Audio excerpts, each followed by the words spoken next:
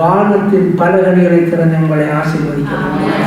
ஆனால் இல்லை பிரியமானவர்களே, அதுக்கு ஒரு அளவுகோல் கிடையாது, ஒரு குறுகிய ஆசீர்வாதம் கிடையாது.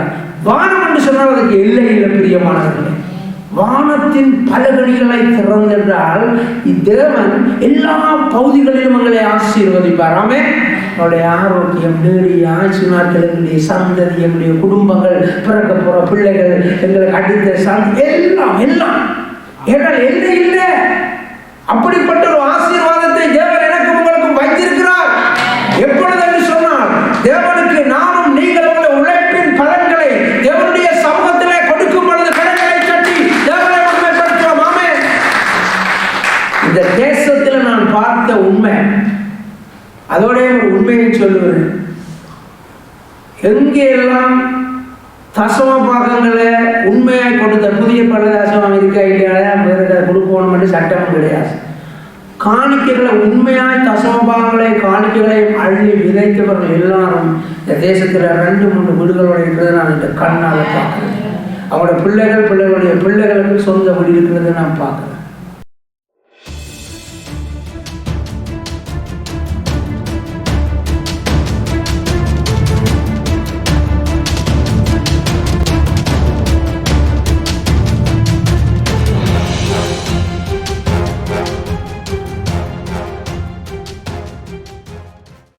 வார்த்தைகளை நாங்கள் கவனமாக கவனிக்க வேண்டிய காரியம், தேவனிடத்தில் இருக்கிற ஒரு சிஸ்டம், ஒரு ஒழுங்குமுறைகள்ல இதுன்னு ஒரு காரியம். தேவனுடைய ராஜ்யம் உலகம். எங்களுடைய சபைக்கு பேரு மிஷன். மிஷன் என்றால் என்ன? விதவைகள், அனாதைகள், கைம்பெண்கள், கைவிடப்பட்டவர்கள், வயோதிபர்கள், இப்படி எல்லா ஜனங்களுக்கும் என்ன செய்யறது? உதவி செய்கிறது தான் நம்மளோட மிஷன். நான் நடுவாக சொல்கிறோம், எங்களோட சபை ஒரு பணக்கார சபையாக இருந்தால் இந்த வீசா இல்லாமல் இருக்கிற எல்லாருக்கும் லோயர் வச்சு நாங்களே வளர்க்காரு. நான் உண்மையை சொல்கிறேன், அதுதான் உண்மை. அது ஆண்டவர் அப்படி செய்ய இந்த உள்ளத்தில் இருக்கிற அந்த வாஞ்சி ஆண்டவர் நிறைவேற்றுவார். ஆமென். அந்த தாகம் உங்களுக்குள்ள வரவும். ஆமென்.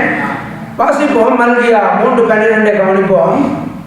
அப்பொழுது எல்லா ஜாதிகளும் உங்களை பாக்கியவான்கள் என்பார்கள், தேசம் விரும்பப்படத்தக்கதாயிருக்கும் என்று சேனைகளின் கர்த்தர் சொல்கிறார். அப்ப ஆண்டவருடைய பிள்ளைகளை பார்த்து, ஒரு தனி மனிதனை பார்த்து ஜனங்கள் எல்லாரும் இவன் ஆசீர்வதிக்கப்பட்டவன் என்று சொல்லுகின்ற ஒரு சந்தோஷமான வாழ்க்கை, ஒரு ஆசீர்வாதமான வாழ்க்கை இருக்கும் பிரியமானவர்களே. ஆமென். உங்களை பார்த்து உங்களோட இருக்கிறவர்கள் சொல்வார்கள், ஓ உனக்கு என்ன குறை, உங்க கடவுளை ஆசீர்வதிக்கிறார். ஆமென். அது நிச்சயமாய் நடக்கும். ஆமென். அப்ப இப்படிப்பட்ட சூழ்நிலையில ஒரு தேவனுடைய பிள்ளைகள் ஆசீர்வாதமாக வாழும் பொழுது அந்த தேசம் ஆசீர்வாதமாக, தேசம் விரும்பப்படத்தக்கதா இருக்கும் என்று சேனைகளின் கர்த்தர் சொல்லுகிறார். ஆமென். அப்போ ஒரு தனி மனிதனுடைய வாழ்க்கை ஒரு தேசத்துக்கே ஆசீர்வாதத்தை கொண்டு வருகிறது. ஆமென்.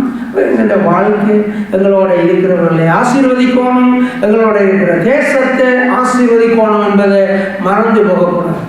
அப்ப இந்த ஆசீர்வாதம் எப்படி வரும்? இந்த ஆசை எல்லாருக்கும் விருப்பம்தான் ஆசீர்வாதமாக வாழ்கிறது. எப்படி வரும் என்று சொல்லி நாங்கள் பார்ப்போம். 11ஆம் வசனத்தை கவனிப்போம். பூமியின் கனியை பற்றித்து போடுகிறவைகளை உங்கள் நிமித்தம் கண்டிப்பேன், அவைகள் உங்கள் நிலத்தின் பலனை அளிப்பதில்லை, வெளியிலுள்ள திராட்சை கொடி பழமில்லாமல் போவதும் இல்லை என்று சேனைகளின் கர்த்தர் சொல்லுகிறார். ஆமென். அப்ப முதலாவது நாங்கள் பார்க்க வேண்டிய காரியம், ஒரு தனி மனிதனுக்கு வர வேண்டிய ஆசீர்வாதங்கள் முதலாவது வந்து சேரணும். ஆமென் சொல்லுவோமா? வேலையில சம்பள உயர்வு, பதவி உயர்வு, மற்றது எங்களுக்கு தடைப்பட்ட ஆசீர்வாதங்கள் எல்லாம் என்ன செய்யணும்? வந்து சேரணும். எங்கள்கிட்ட யாராவது காசு வண்டி போட்டு ஏமாற்றி இருந்தால் வந்து சேருவான். ஆமென் சொல்லுவோமா? பூமியின் கனியை பற்றித்து போடுகிறவைகளை உங்கள் நிமித்தம் கண்டிப்பேன். முதலாவது தேவன் செய்கிற காரியம், எங்களுக்கு வருகின்ற ஆசீர்வாதங்களை தடை பண்ணுகிற வல்லமைகளை ஆண்டவர் நொறுக்கி போடுவார். கரங்களை கட்டி தேவனை மகிமைப்படுத்துவோம். ஆமென்.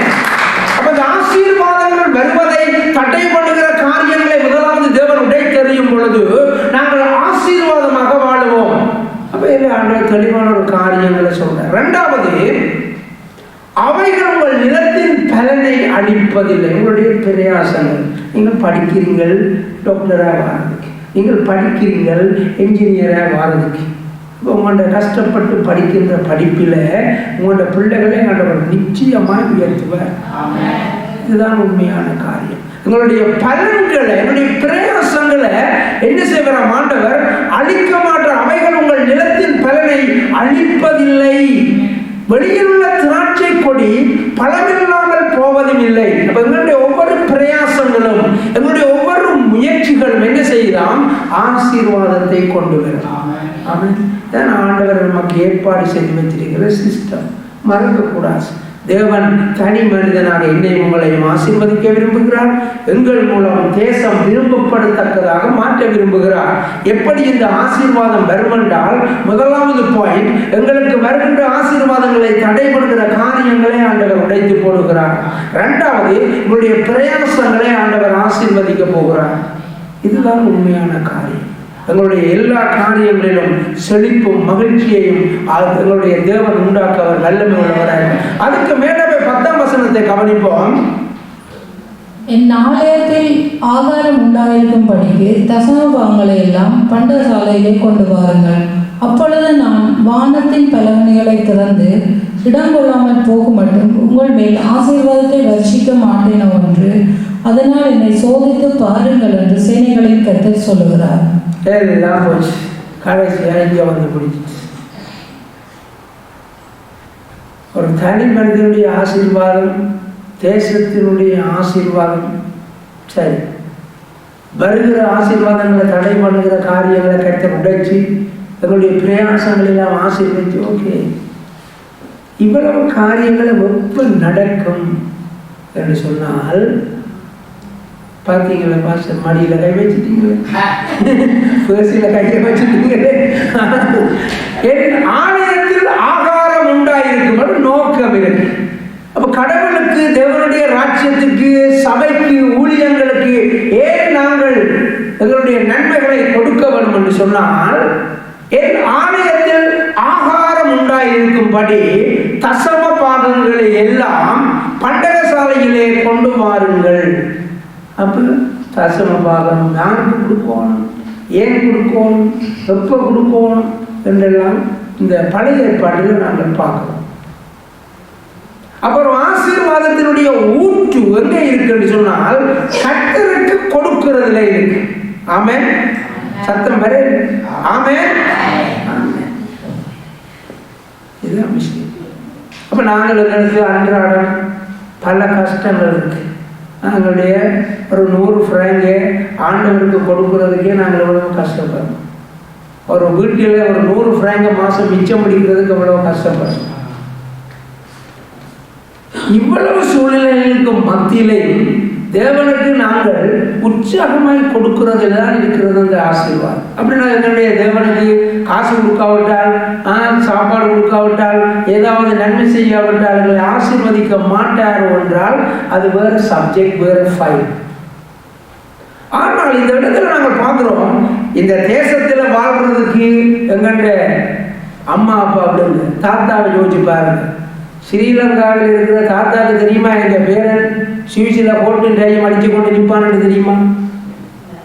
கடைசி வரை தெரியாது. யாராவது பெரிய படித்த குடும்பங்கள் அந்த காலத்தில் வெள்ளக்காரோட தொடர்பு இருந்தார்கள், வந்து போன மகாத்மா காந்தி மாதிரியானவர்கள் வந்து போன வேற கதை. பொதுவாக இந்த தேசத்தில் எங்களை வாழ வச்சது யார்? கர்த்தர். இந்த தேசத்தில் எங்களுக்கு சாப்பாடு போட்டது யார்? கர்த்தர். இந்த தேசத்தில் ஒரு வீசாவை தந்தது யார்? கர்த்தர். இந்த தேசத்தில் எங்களுக்கு ஆரோக்கியத்தை தந்தது யார்? கர்த்தர். இந்த தேசத்தில் அதிகாரியுடைய கண்களில் தயவுகள் உண்டாக செய்தது யார்? கர்த்தர்.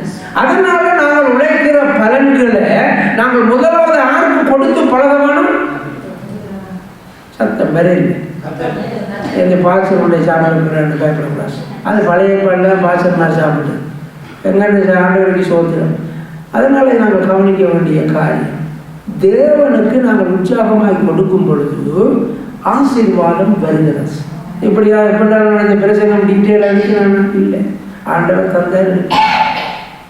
அப்புறம் தனி மனிதனுடைய ஆசீர்வாதம் எங்கே இருந்து வருகிறது? முதலாவது ஆசீர்வாதங்கள் வருகிறதை தடை பண்ணுகிற காரியங்களை கர்த்தர் உடைத்தறியும் பொழுது அவன் ஆசீர்வதிக்கப்படுகிறான். இரண்டாவது, ஆண்டவருக்கு பிரியமான காரியங்களை அவன் அள்ளி கொடுக்கும் பொழுது ஆண்டவர் ஆசீர்வதிக்கிறார் என்று சொல்லி நாங்கள் பார்க்கிறோம். அப்பொழுது நான் வானத்தின் கரங்களை தட்டி தேவனை மகிமைப்படுத்துவோம். வானத்தின் பலகணிகளை திறந்து யோசிச்சு பாருங்க, மழை பெய்யக்க மீன் கொட்டுதுன்றாங்கன்னு சொல்றாங்க. அப்போ நாங்கள் மழை பெய்யக்க போய் மீன்கள் கொட்டுனதுன்றால் நாங்கள் சட்டியோடியா போய் நிற்போம்னு நினைக்கிறீங்க? அப்படி புடி அடிவாங்க என்னது சாக்கப்புடி, பெரிய சாக்க தச்சுப்பொடி ஓடியா சித்தப்பா ஓடியா போய் பின்னுவோம், பெரிய ஊரியே நாங்கள் உடலுக்கு போட்டாலும் நாங்கள் பிடிச்சி கொண்டு போடுவோம். அப்படியா? ஆண்டவர் வானத்தின் பலகணிகளை திறந்து உங்களை ஆசீர்வதிக்க.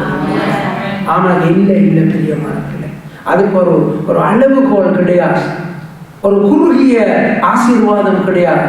வானம் என்று சொன்னால் அதுக்கு எல்லை இல்லை பிரியமானவர்களே. வானத்தின் பலகணிகளை திறந்தென்றால் தேவன் எல்லா பகுதிகளிலும் எங்களை ஆசீர்வதிப்பார். ஆமென். அவருடைய ஆரோக்கியம், நீடிய ஆயுசு நாட்கள், எங்களுடைய சந்ததி, எங்களுடைய குடும்பங்கள், பிறக்க போற பிள்ளைகள், எங்களுக்கு அடுத்த சந்தி, எல்லாம் எல்லாம் எல்லாம் எல்லை இல்லை. அப்படிப்பட்ட ஒரு ஆசீர்வாதத்தை தேவன் எனக்கு உங்களுக்கும் வைத்திருக்கிறார். எப்பொழுது என்று சொன்னால், தேவனுக்கு நானும் நீங்கள் உங்கள் உழைப்பின் பலன்களை தேவனுடைய சமூகத்திலே கொடுக்கும் பொழுது கரங்களை தட்டி தேவனை மகிமைப்படுத்துவோம். ஆமென். இந்த தேசத்தில் நான் பார்த்த உண்மை, அதோட ஒரு உண்மையை சொல்லுவேன். எங்கெல்லாம் தசம பாகங்களை உண்மையாய் கொடுத்த புதிய பலதாசம் இருக்கா இல்லையா கொடுக்கணும் என்று சட்டமும் கிடையாது. காணிக்கைகளை உண்மையாய் தசமபாகங்களை காணிக்கைகளையும் அள்ளி விதைத்தவர்கள் எல்லாரும் இந்த தேசத்தில் 2-3 வீடுகளோட இருக்கிறது நான் இந்த கண்ணால் பார்க்குறேன். அவங்களோட பிள்ளைகளுடைய பிள்ளைகளுக்கு சொந்த வீடு இருக்கிறது நான் பார்க்குறேன்.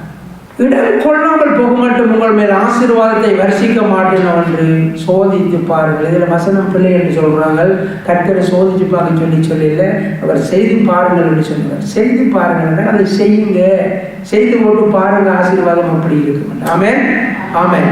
சரி, உபாகமம் 18:1-2 கவனிப்போம். லேவியராகிய ஆசாரியருக்கும் லேவி கோத்திரத்தார் அனைவருக்கும் இஸ்ரவேல் புத்திரருடன் பங்கும் சுதந்திரமும் இல்லாதிருப்பதாக. கர்த்தருக்கு இடப்படும் தகன பலியும் அவருக்கு சுதந்திரமானவைகளையும் அவர்கள் புசிப்பார்களாக. அவர்கள் சகோதரர்களுக்குள்ளே அவர்களுக்கு சுதந்திரம் இல்லை. கர்த்தர் அவர்களுக்கு சொல்லியபடியே அவரே அவர்கள் சுதந்திரம். ஆண்டவர் எல்லாரையும் அழைச்சி கொண்டு வந்தார். 12 கோத்திரங்களுக்கெல்லாம் காணி பூமியெல்லாம் பிரித்து கொடுத்தார். அந்த காலத்தில் இந்த இடம்பெயர்ந்து வந்து கொண்டிருக்கக்குள்ளே கானானுக்குள்ள வரக்கு முதலேயே இந்த லேவியருக்குன்ற ஒரு காணியாட்சியும் இல்லை, அவங்களுக்குன்ற ஒரு காரியம் கிடையாது. லேவியர் என்று அங்கே வேறு பிரிக்கப்பட்டவங்கள், ஊழியர்களுக்காக வேறு பிரிக்கப்பட்டவங்கள். ஸோ இப்படிப்பட்ட ஆண்டவருடைய அழைக்கப்பட்ட இந்த ஊழியர்களுக்கு சொந்தமாக எதுவும் கொடுக்க இல்லை. அதனால தான் அவங்களை போஷிக்கிற பொறுப்பை யார்கிட்ட கொடுத்தது என்றால் சபையிட்ட கொடுத்தார் ஆண்டவர். இப்படிப்பட்ட லேவியர்களுக்கு ஆறு அவங்களை உணவளிக்கணும், சபை மற்ற கோத்திரத்தார் எல்லாரும் என்ன செய்யணும், அவங்களுக்கு உதவி செய்யணும். அதுக்காக ஆண்டவர் ஒழுங்கு முறைகளை கொண்டு வந்தார். நாங்கள் பார்க்குறோம், அந்த காலத்தில் ஆபிரகாம் ராஜாவுக்கு தசமபாகம் கொடுத்தாருன்றதுல இருந்து துவங்ஸ் பைபிளில் 18 தடவை தசமபாகம் என்ற வார்த்தை பயன்படுத்தப்பட்டிருக்குன்னு சொல்லி நாங்கள் பார்க்கணும். அப்போ இந்த இடத்துல நாங்கள் பார்க்கின்ற காரியம் என்னென்னு சொன்னால், ஊழியர்களை தாங்கும்படி. அப்போ இப்போ இந்த நாட்டில் ஊழியர்களை நனஞ்சிகளை தாங்க வேணும் என்று இருக்குதா? இல்லை. இப்போ இலங்கை, இந்தியாவில் வேறு இடங்களில் விசுவாச ஊழியர் செய்கிறவர்களை ஊழியர்கள் சபைகள்லாம் தாங்க வேணும். அவன் சொல்லுவோமா? ஆமாம், இதுதான் உண்மையான காரியம். ஆண்டவருடைய பெரிய காரியத்தை ஆண்டவர் பெரிய ஒழுங்குமுறையை செய்திருக்கிறார். அதன்படி சபையில் உள்ள ஊழியர்களை, ஆசிரியர்களை தாங்க வேண்டிய பொறுப்பை ஆண்டவர் எல்லா ஜனங்களுக்கும் கொடுக்கிறத நாங்கள் பார்ப்போம். அதுதான் இங்கே அடிப்படை. அவங்களை கொண்டு வர பலி செலுத்துகிற அந்த இறைச்சி துண்டுகள் எல்லாத்தையும் அவங்க சாப்பிட்றது, ஊழியக்காட்ட குடும்பம் கொண்டே சாப்பிட்றது, அதுக்காக ஆண்டவர் ஆசீர்வதித்து அதற்கான அனுமதியையும் அவர் கொடுத்து விட்டார். இங்கே தான் அந்த சிஸ்டம் தொடங்குறதை நாங்கள் பார்ப்போம். முதல் ஊழியக்காரர்களுக்கு தான் இந்த தசம பாகம் கொடுக்கப்பட்டது என்று சொல்லி நாங்கள் பார்க்கிறோம். வாசிப்போம் 2 நாளாகமம் 31:4-5. ஆசாரியரும் லேவியரும் கர்த்தருடைய நியாய பிரமாணத்தை உற்சாகமாய் கைக்கொள்ளும்படி அவர்களுக்குரிய பாகத்தை கொடுக்க ஜனங்களுக்கும் எருசலேமின் குடிகளுக்கும் கட்டளையிட்டான்.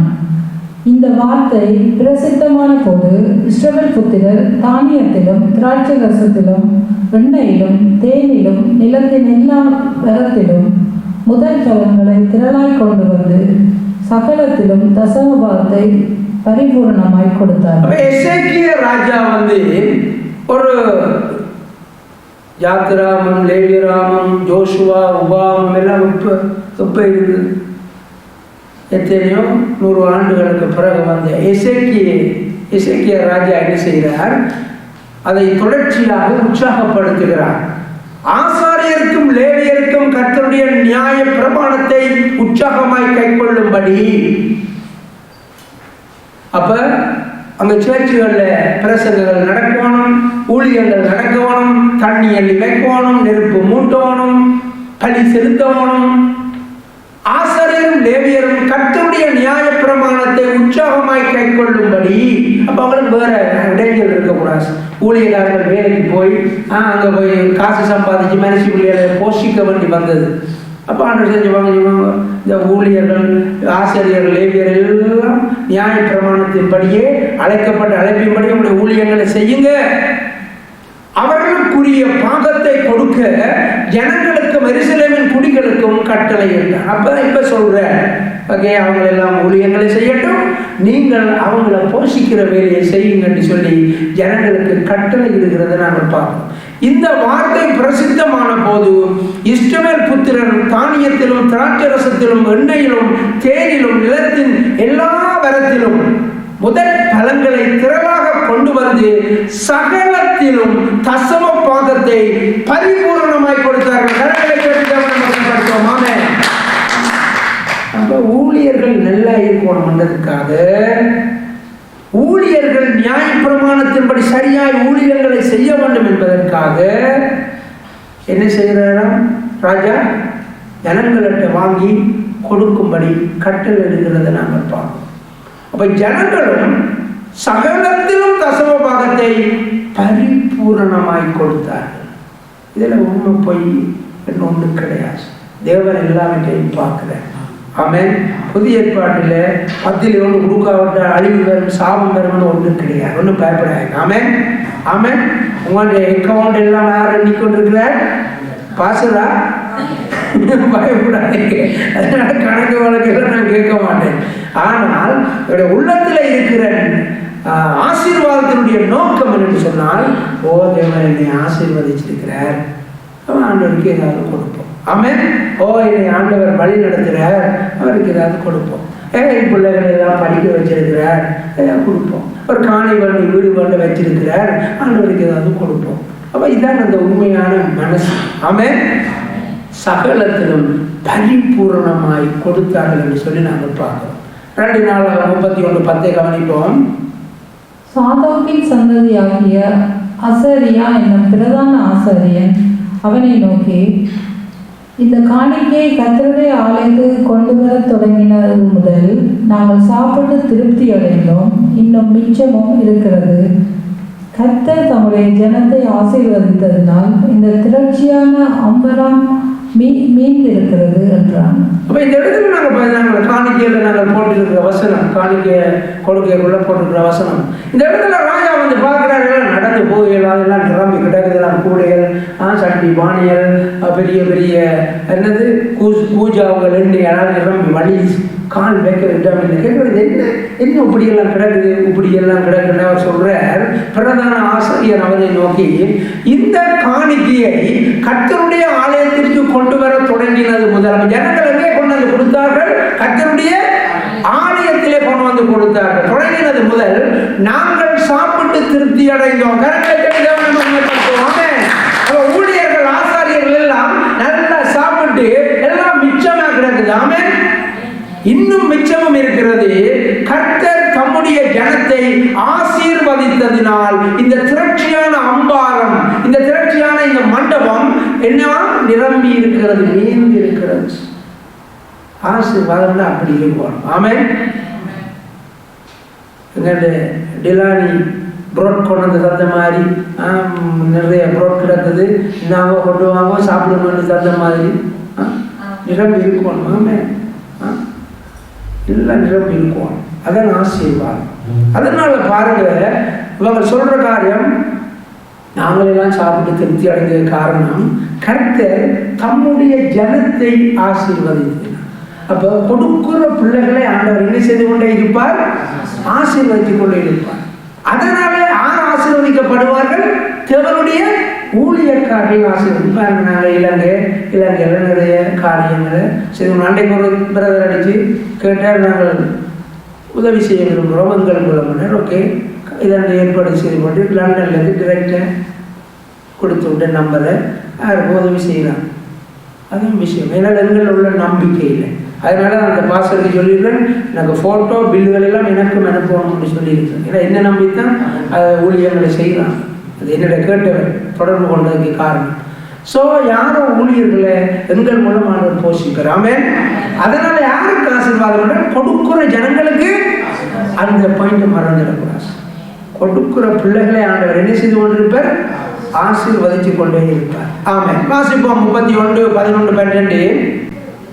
அப்பொழுது எசேக்கியா கர்த்தருடைய ஆலயத்தில் பண்டசாலைகளை ஆயத்தப்படுத்த சொன்னான். அவர்கள் அவைகளை ஆயத்தப்படுத்தின பின்பு அவைகளிலே காணிக்கையையும் தசமபாகத்தையும் பரிசுத்தம் பண்ணப்பட்டவைகளையும் உண்மையாய் எடுத்து வைத்தார்கள். அவைகளின் மேல் லேவியரான கொனேனியா தலைவனும் அவன் தம்பியாகிய சீமேயு இரண்டாவதுமாய் இருந்தான். அப்ப இந்த எசேக்கியா ராஜா என்ன செய்கிறார் என்று சொன்னால், ஓகே இந்த மண்டபம் எல்லாம் நிரம்பி கிடக்குது, அதனால நாங்கள் ஒரு பண்டக சாலையை ஒரு ஸ்டோர் ரூம் ஒன்றை கட்டுவோம். ஆலயத்தில் கர்த்தருடைய ஆலயத்தில் என்னத்தை கட்டினாங்கள்? பிறகு பண்டக சாலைகளை ஆயத்தப்படுத்தி அவர்கள் அவைகளை ஆயத்தப்படுத்தின பின்பு அவைகளிலே காணிக்கைகளையும் தசமபாகத்தையும் பரிசுத்தம் பண்ணப்பட்டவைகளையும் உண்மையாக எடுத்து வைத்தார்கள். கரங்களை பண்டக சாலையில வேலை செய்யறது களவெடுத்து விற்கக்கூடாது. அதாவது உண்மையா எல்லாம் ஒழுங்காயிருச்சு. அவைகளின் மேல் லேவியனாகிய கொனனியா தலைவனும் அவன் தம்பியாகிய சிமேயு இரண்டாவதுமாக சொல்லக்கூடாது. குடும்ப ஊழியம் என்று சொல்லக்கூடாது. ஆண்டவர் அப்படித்தானே யாரு அழைச்சது? ஆர்வனை பிள்ளைகளை குமாரர்கள் கருத்திற்கு காலத்திலே இல்லைம்மா, கதைப்படே இல்லைம்மா. என்ன தாப்பனையும் பிள்ளைகளையும் ஆண்டவர் அழைச்சிருக்கிறார். குடும்ப ஊழியர்கள் என்ன செய்யக்கூடாதுன்னு சொன்னால் அக்கிரமம் செய்யக்கூடாது, அநியாயம் செய்யக்கூடாது, மற்றவனை தள்ளிவிடக்கூடாது. அழைப்புகள் மாறாதவர்கள். ஆமே. அப்ப இந்த ஸ்டோர் ரூமில் அண்ணனையும் தம்பியையும் பொறுப்பாக போடுறாங்க. ஸ்டோர் ரூமில் அவ்வளவு நம்பிக்கையானாக்களை அவங்க போடுறாங்க. கணக்கு வளங்கள் எப்பவுமே பெர்ஃபெக்ட் உண்மையாக எடுத்து வைத்தார்கள். பெர்ஃபெக்டாக இருக்கும் ஸ்டோர் ரூம். கணக்கு வழக்குகள் சபைக்கு வர கணக்கு வழக்குகள் எல்லாம் தெளிவாக இருக்கும். ஆமே, சரியாக இருக்கும். அதுதான் மிக முக்கியமான காரியம். அப்போ நாங்கள் இங்கே பார்க்குற காரியம், தேவ ஜனங்கள் லேவியர் ஆசாரியர்களுக்கு கொடுக்கிறார்கள் தசமபாகங்களை, காணிக்கைகளை. அவர்களாலே தேவாலயமும் பண்டக சாலையும் நிரம்பி வழிகிறது. அவர்கள் என்ன செய்கிறார்கள்? மிஷன் ஊழியங்களை செய்கிறார்கள். சர்ச்சில் காசு இருந்தால் கேட்கிறார்களுக்கு உதவி செய்கிறார்கள். பலவிதமான தொழில் முயற்சிகளுக்கு உதவி செய்கிறார்கள். ஏழைகள், விதவைகள், அனாதைகள் ஒரு லிஸ்ட் ஒன்று இருக்கிறது. புதிய ஏற்பாட்டில் பிலிப்பு, ஜோவான், ஸ்தேவானை என்னதுக்கு நியமித்தார்கள்? இப்படிப்பட்ட ஊழியங்கள் செய்கிறது. மிஷன் ஊழியங்களை, யாரை விசாரிக்கிற ஊழியங்களை செய்கிறார்கள். இதனால தேசம் என்ன செய்யப்படுகின்றது? தேசத்தில் உள்ள ரட்சிக்கப்படாத, ஆண்டவரை அறியாத எல்லா ஜனங்களும் என்ன செய்கிறார்கள்? ஆசீர்வாதமாக இருக்கிறார்கள். அப்ப தேவனுடைய பிள்ளைகள் தேவனுடைய ஊழியர்களுக்கும் தேவனுடைய ஊழியங்களுக்கும் கொடுக்கிறதுனாலே அவர்கள் இருக்கிற தேசம் என்னவாய் மாறுது? ஆசீர்வாதமாய் மாறுது. அந்த தேசம் ஆசீர்வாதமாய் இருக்கும் பொழுது மீண்டும் தேவனுடைய பிள்ளைகளுக்கு அடுத்த மாசமும் கொடுக்கக்கூடியதாக இருக்கிறது. தேவனை மகிமைப்படுத்துவோம். ஆமென். அப்ப எனக்கு உங்களுக்கு தெரிய வேண்டிய ரகசியம் இதுதான். வானத்தின் பலகைகளை திறந்து நல்ல ஜெபம் இல்லைன்னு சந்தோஷமா தந்தது. தலையில் டுமியில் என்று விளைக்கிறதான் தெரியும். ஐயோ என்னத்தை போடுறாங்க. கர்த்தர் போடவனமா இருந்தால் நாங்கள் கர்த்தருக்கு என்ன செய்யணும்? கர்த்தருக்கு போடணும். நானும் நீங்களும் இன்றைக்கு செய்த நன்மைகள் தான் எங்களுடைய சந்ததிகளை பாதுகாக்க போகிறோம். ஆமென். நாங்கள் ஒரு சரியான ஒரு ஊழியத்தை நானும் நீங்கள் இணைந்து செய்வோமா இருந்தால் இந்த தேசத்திலே அடுத்த சந்ததியை ஆண்டவர் எங்கள் மூலம் பாதுகாப்பார். ஆமென். ஆமென். அதுதான் உண்மை. நாங்கள் ஒரு ஆண்டவருக்கு உண்மையாக இருந்து ஊழியம் செய்வோம், பயத்தோடு இருந்து ஊழியம் செய்வோம், பிரமாணிக்கமாக இருந்து ஊழியம் செய்வோம். அதனால தான் நாங்கள் நல்ல மனசோட இன்றைக்கு ஒரு தீர்மானம் செய்வோம். ஆண்டவரை நான் உமக்கு ஏதாவது ஒழுங்காக கொடுக்க விரும்புகிறேன், கணக்கு காட்டுறோமே என்ன நடக்குதுன்னு சொல்லி. யோவேல் 2:15 கவனிப்போம். சீயோனிலே எக்காலம் ஊதுங்கள், பரிசுத்த உபவாச நாளை நியமியுங்கள், விசேஷித்த ஆசரிப்பை கூறுங்கள். அப்ப இன்னொரு சம்பவத்தை நாங்கள் பார்க்கிறோம். சீயோனிலே எக்காலம் ஊதுங்கள், பரிசுத்த உபவாச நாளை நியமியுங்கள், விசேஷித்த ஆசரிப்பை கூறுங்கள். அப்ப இன்னும் ஒரு விஷயம் இருக்கு. நல்லா ஜெபிக்கிற சபையா இருக்கும், உபவாசம் பண்ற சபையா இருக்கும். ஆமென். அல்லாண்டு நானும் நீங்களும் பரிசுத்தமாக வாழ முடியாது. பிரியமானவர்களே, உபவாசிக்க கற்றுக்கொள்ளும், உபவாசிக்க வேணும். அதுதான் எங்களை பரிசுத்தப்படுத்தும். ஆமென். ஆண்டவர் வழி நடத்த உதவியாக இருக்கு. ஃபாஸ்டிங் இருங்க, உங்களோட பிள்ளைகளுக்காக நீங்கள் இருங்க, உங்களோட சபையில் உள்ள பிள்ளைகளுக்காக இருங்க.